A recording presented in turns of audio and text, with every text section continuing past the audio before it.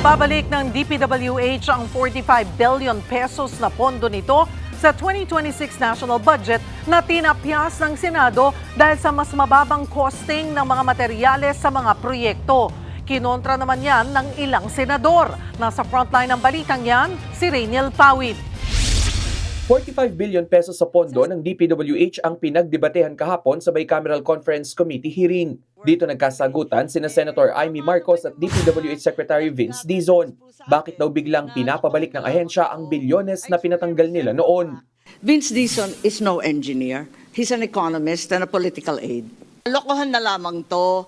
I truly resent the fact that the BICAM is being hostaged by the Secretary of the Department of Public Works and Highways.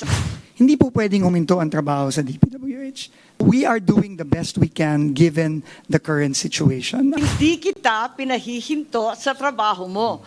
Ikaw ang humihinto sa trabaho namin dito sa BICAM at papalit-palit ka ng sinasabi.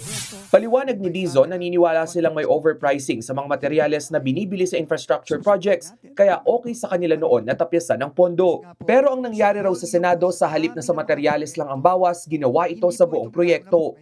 Ang problema, magkakaiba ang presyo ng materyales depende sa lugar at magkakaiba rin ang mga proyekto. Dahil tinapyas ang 45 billion pesos, kukulangin ang pondo sa ilang proyekto. Ang ending, may mga hindi magagawa.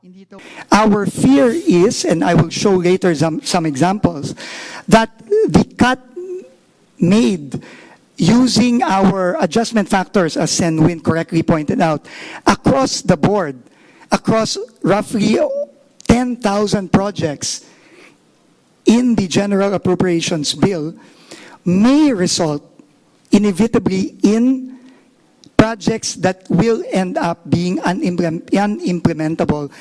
Kinampihan naman ng ilang kongresista si Dizon sa hiling nitong ibalik ang 45 billion pesos na pondo. Iba-iba yung presyo ng materials, kaya hindi pwedeng sweeping or one size fits all. Mas malaki po yung mawawala sa ating bansa kung itutuloy po ito at magiging unimplementable po yung projects. Hindi pa aprobado sa BICAM ang panukalang 2026 budget ng DPWH. Nagbabalita mula sa frontline, Rainiel Pawid, News 5.